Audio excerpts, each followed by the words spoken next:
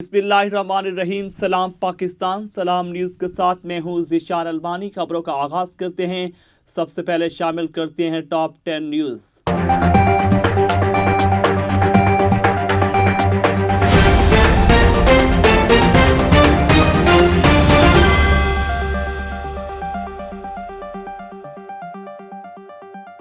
नए साल का पहला सूरज नई उम्मीदें लेकर तलु हो गया। साल नौ का पहला सूरज ने तलु होते ही मुल्क पे उम्मीद की किरणें बिखेर दी। साल 2021 का आगाज जुम्मे के दिन से हो रहा है। इसका आखिरी दिन 31 दिसंबर भी जुम्मे का दिन ही होगा। नई उमंगों और उम्मीदों के साथ साल 9 2021 के नबी सुनाएगा। नई उम्मीदों के साथ 2021 का आगाज हो गया। पाकिस्तान में 12 बजते ही नए साल का आगाज हो गया। 2020 का साल कोरोना वबा और कई गम देकर रुखसत हुआ।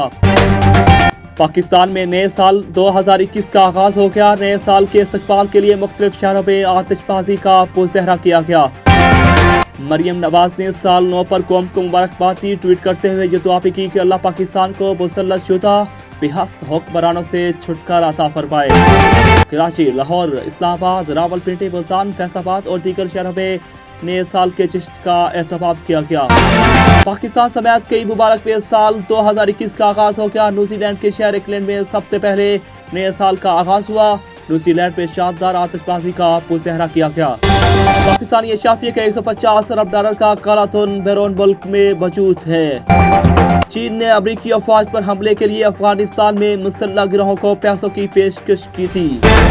Federal board of revenue FBR ने नई सनतों को रियायती नरखों पर बिजली और गैस फराहम करने की मंजूरी दे दी।